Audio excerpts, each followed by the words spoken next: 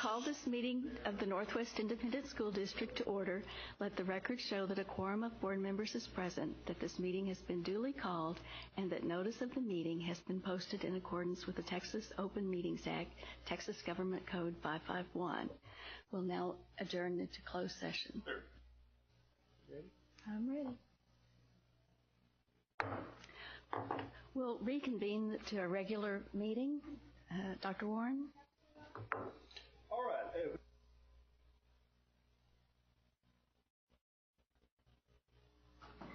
If you're comfortable doing so, please join me in a word of prayer, please.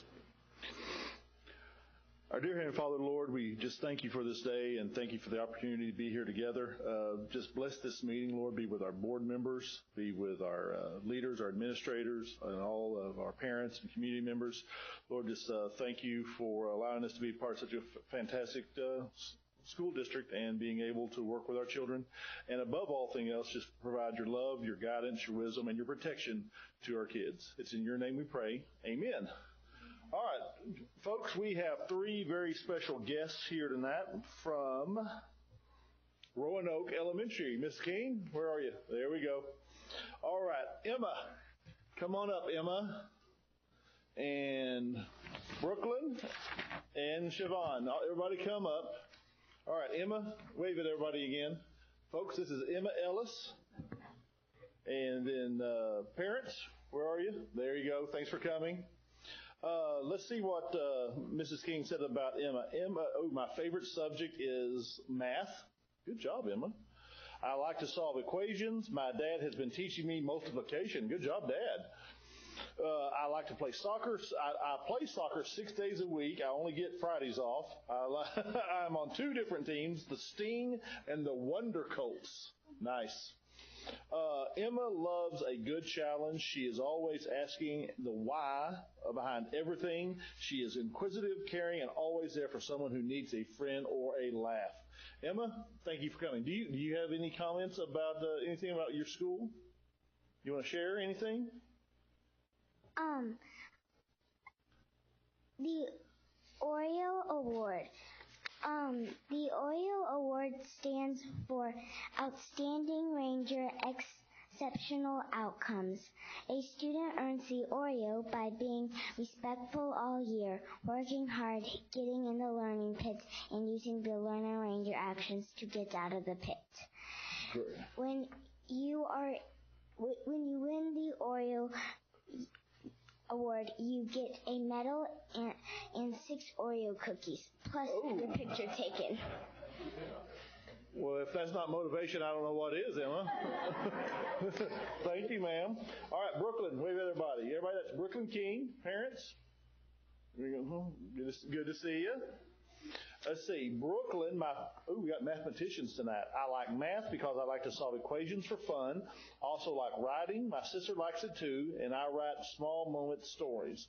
I like to play with my huge Barbie house. Nice, Brooklyn. I also like to work on math and a book creator to make my own books. Nice. Brooklyn works hard at everything and expected of her. She is a leader who encourages, helps others, and shows kindness to every one of her classmates. Brooklyn, thank you for being here. Do you have any comments? Yes. When you get to Roanoke Elementary and go in the back doors on Friday, you will hear a lot of noise because we are talking and the music is loud. This is Ranger Roundup. At the end of Roundup, we have something called Hall of Fame for each grade. We celebrate kids and put their picture on the wall. Outstanding. And you do that while you're eating your Oreos? No. Oh, okay. Well, thank you for being here. All right, Siobhan Ashley. Wave at everybody, Siobhan. There we go. Parents, good to see you. Thank you for coming. Another mathematician. I like math because I like to do addition and subtraction. I also like science labs. I like to go swimming when it's warm. In wintertime, I like to play with my family. Siobhan may appear quiet, but when he warms up, he has fun and is outgoing and has an outgoing personality. He always is eager to learn, and he consistently sets a good example for others. Great job, Siobhan. Anything to add? Yes. In our classroom, we do math, problem solving, readers workshop, and sharing time. In science, we do labs to learn about balancing and magnets. We use the Ranger Learner actions to persevere when we get stuck in the learning pit. Y'all are awesome. Thank you for being here. All right, if you'll turn to the American flag, let's do the American pledge, and then we'll do the Texas pledge. I pledge allegiance to the flag of the United States of America and to the republic for which it stands, one nation, under God, indivisible, with liberty and justice for all. Great. Now Texas, please.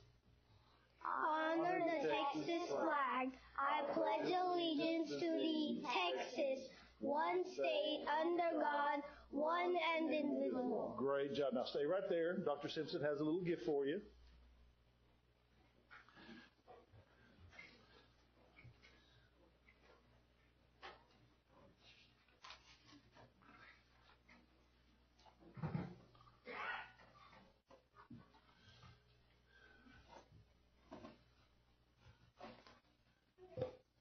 Thank y'all very much. Great job.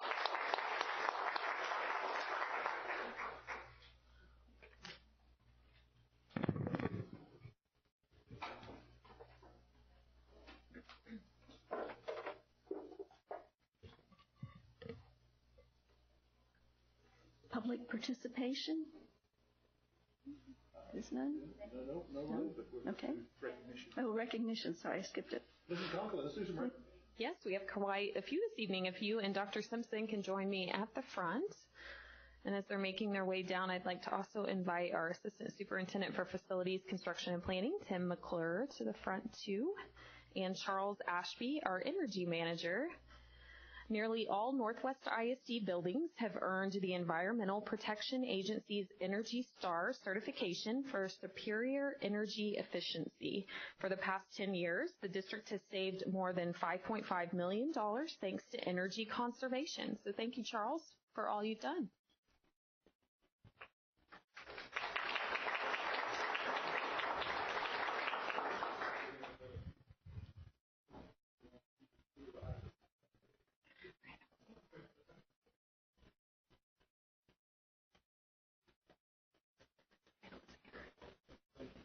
Unless she snuck in.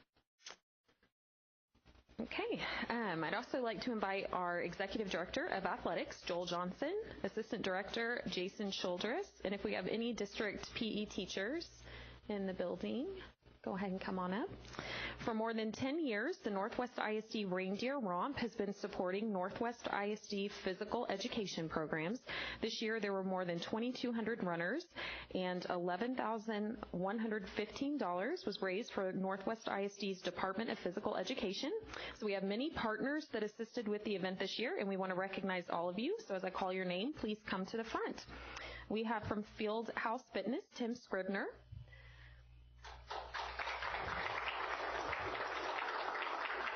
From Texas Health, our title sponsor this year, Clint Abernathy.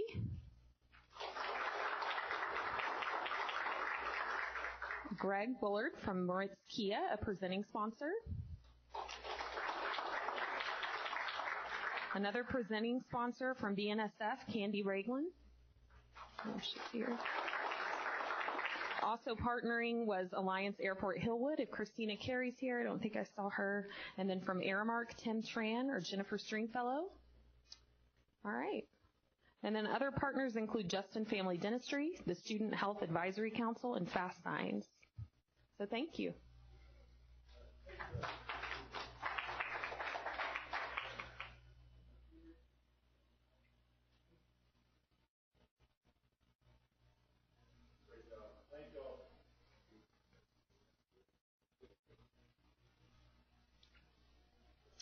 Next, the Northwest Community Partnership Organization has been a great benefit to our communities in Northwest ISD. When they decided to dissolve, this organization wanted all of their profits to go toward the Northwest ISD Education Foundation. So I'd like to invite members from the Northwest Community Partnership to the front. We have David Dryden, Mayor Bob Golden, Sally Aldridge, and Mayor Nick Sanders. And then we have the Northwest ISD Education Foundation President, Clint Abernathy. and they are presenting the foundation $27,287.34.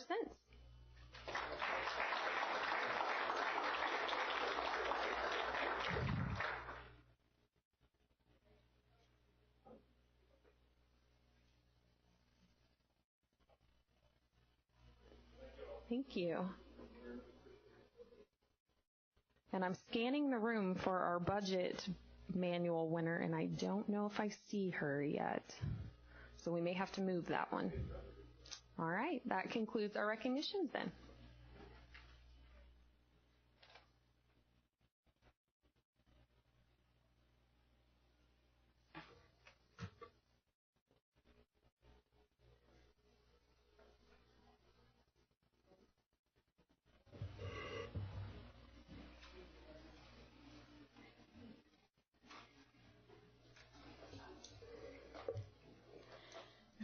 So there is no public participation, so we'll move to the consent agenda. Madam President, Mr. Sluter? I move that we approve the consent agenda as submitted. Okay. All those in favor? Opposed? Aren't we so glad he's back? He just, he just jumped right in there. We're moving to the discussion action. Dr. Warren? Board first discussion action item is the order by the Board of Trustees, the order to call the Board of Trustees election, an action item. The information is on page 28 in your packet. This is something you do every year, board, for that. Dr. Cayley, Mrs. Scott, any comments? No, we just ask that you approve the order of election. We do have two places, place 3 and place 4, that are due to expire. And so in order for us to hold an election, we do need you to order that election. Board, I would recommend approval. I do have a question. May I have a question? Okay, I'll ask it. Who's currently in place 3 and 4 now? Currently in place 3 is Dr. Ann Davis Simpson, and in place 4 is Judy Kopp. And I believe both of those have already signed up. Yes, Dr. Simpson's will be posted in the morning, but it's been filed today. Excellent, thank you.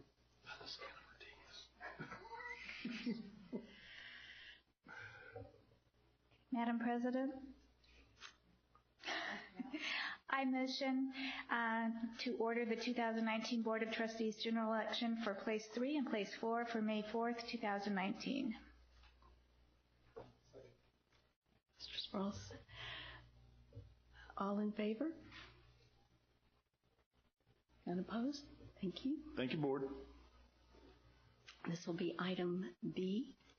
Dr. Warren? Board B and C, you're going to see these two items on every agenda we put out until we get this deal completed. But we're going to one time again table this item with Dr. Simpson's permission. We're going to table these items. We're going to continue to work with Stantec and Tim, what's the building company's name? Blue Star, North Star, to be able to get the work done at the OLC the way it needs to be done. So, Dr. Simpson, if you'll just make an announcement that this is tabled until the next board meeting. Excuse me, I think I have a point of clarification. Isn't it a postponement and not a table, because you have to vote on a table at the end of the meeting, if I'm not mistaken? You can just no action. Okay. Well, maybe we're not so glad that he's back.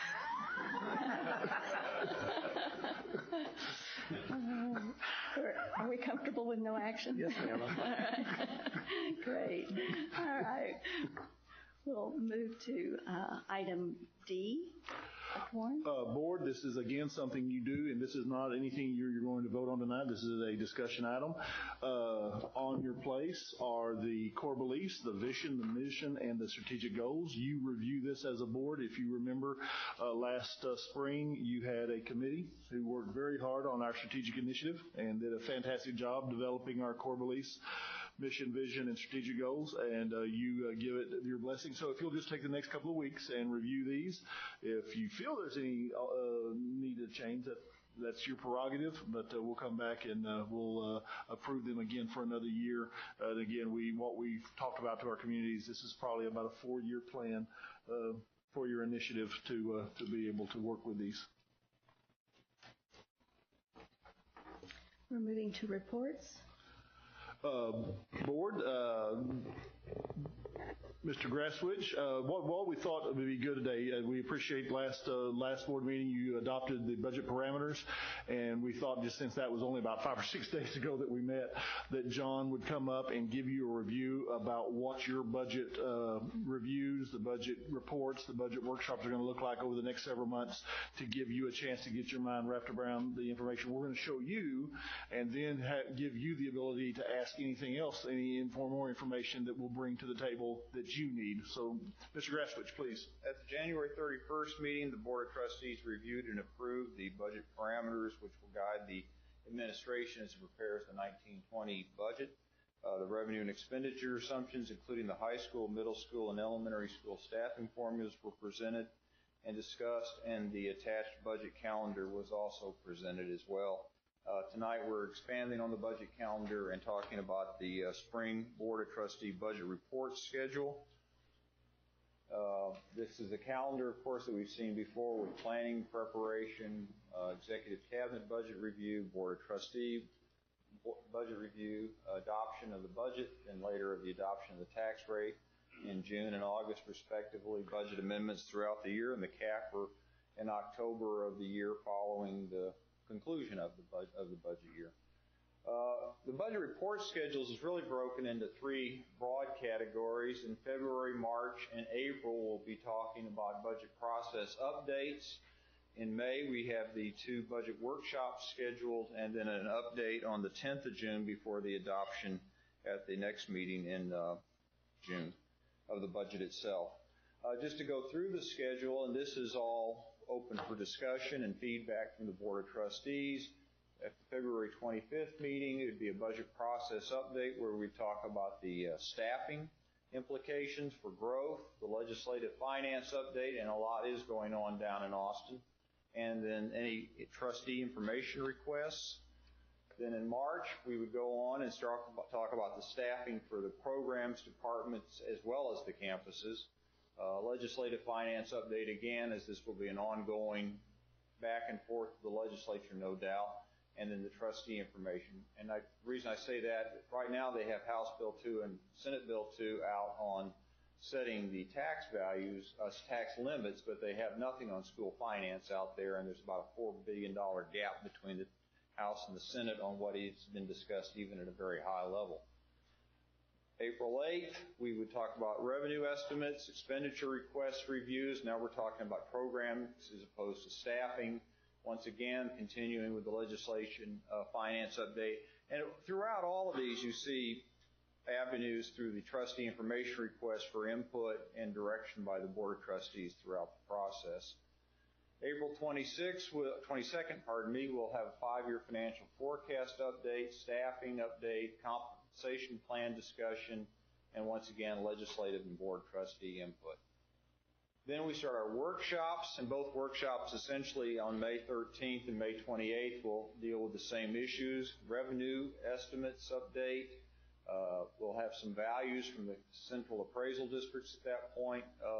We'll have the second round of values actually from the Wise, Tarrant, and Denton County central appraisal districts. We'll have the expenditure requests, the compensation plan, and of course we should be at that point getting close to a legislative wrap-up unless they go into, pray not, summer session or something like that.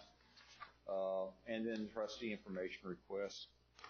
That will then take us into June 10th with the certified estimated property values review. And at that point, we're pretty much wrapping up for the adoption in June. Back up.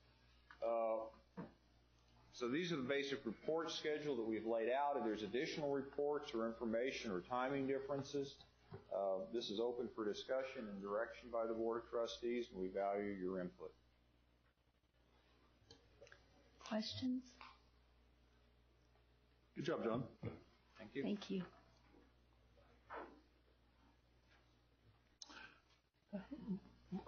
Board, next the report will, Tim is just going to give you a brief review of this. He had a attendance boundary committee meeting last Thursday, and we wanted him to kind of give you a review of what happened at that one. Absolutely. So we have conducted 3 attendance boundary meetings. We have concluded our thought exchange, and we have consensus from the group to bring a recommendation forward. At the last boundary meeting, we had made some adjustments from the second boundary meeting. We had posted those on the attendance boundary portion of our website that then our committee could go and share out in their community, and obviously public access to those was available. The committee showed back up last Thursday and reconvened and had good feedback from the group. We were able to make some moves with the boundaries that seemed appealing to the majority of everybody, and we reached consensus pretty easily. We had just a quick look at numbers.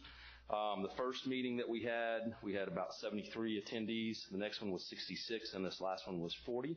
So we did dwindle a little bit as the process went along, but some decisions were made along the way, and I think some of those groups that were involved with those decisions, once that decision was made, decided they didn't need to come back for whatever reason. We had that. The other thing I want to give you a brief update on was the thought exchange numbers, which were overwhelming. We had over 1,700 participants that actually got on the thought exchange. We had 743 of those participants actually shared their thoughts on what they thought should be the most important considerations the committee should take in hand when looking at boundaries. 848 participants rated thoughts, and 900 participants explored thoughts. Of the 1,700 participants, there were generated over 1,200 thoughts on the subject matter. Of those 1,200 thoughts, over 44,600 were actually rated. They received some sort of rating. And if you remember when I showed you that video, they put those thoughts in there and they try to generate them equally so they all get equal coverage when people are looking and rating those thoughts. The top 20 thoughts as rated out through the program, the number one was distance, was making sure you're close, which is hard to do in our district sometimes, but that was number one. It had 8.3 of the top 20 thoughts were related to distance. Class size was second with 5.3 out of 20 being there. Growth was third with 4.3 out of 20. So we had one comment that covered distance, class size, and growth. So we had to split that 0.3 across all those. And then the remaining 2 out of that top 20, one was safety and one was grandfathering students. So it was very clear that the community was interested in making sure we are looking at the distance, looking at the class sizes of our campuses, and we're paying attention to growth and future boundaries. So from that, the plan from here is to bring that recommendation live to Facebook on Wednesday night. Dr. Warren and I will present that recommendation back. That gives us one more opportunity to hear back from the community and be able to take in that comments. I've got the committee on standby, although they've almost boycotted me because that's Valentine's night the next night that they would be showing up.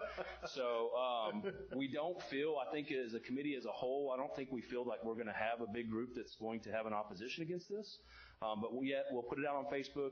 We've all committed, the committee's committed to come back and doing the work if it's needed, and by the next morning after we've reviewed the comments from Facebook, if we feel like we've got to generate another committee meeting, we will go ahead and have that. If not, we plan on bringing that to you at the next board meeting for a recommendation.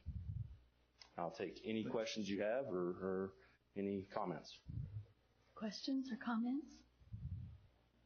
Well, I've got a comment. I think it was an excellent job of putting that together and listening and meeting the needs. I think that what I observed, that the people that left were happy with where the boundary lines were drawn.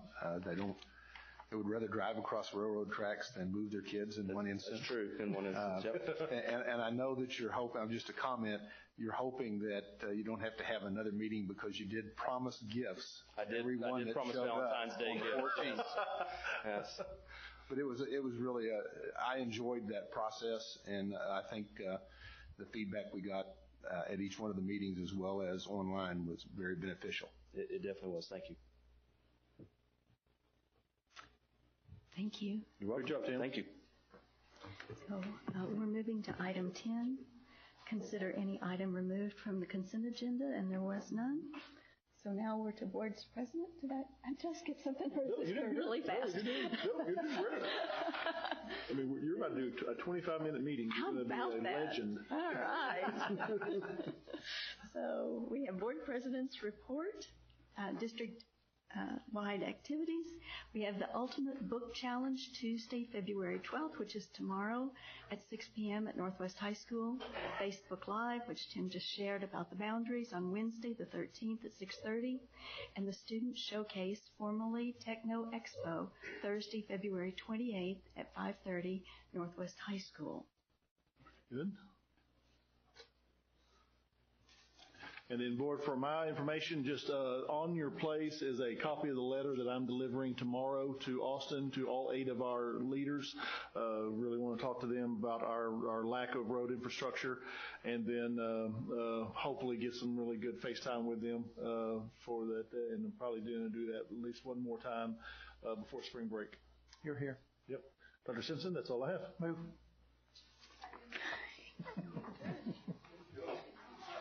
25.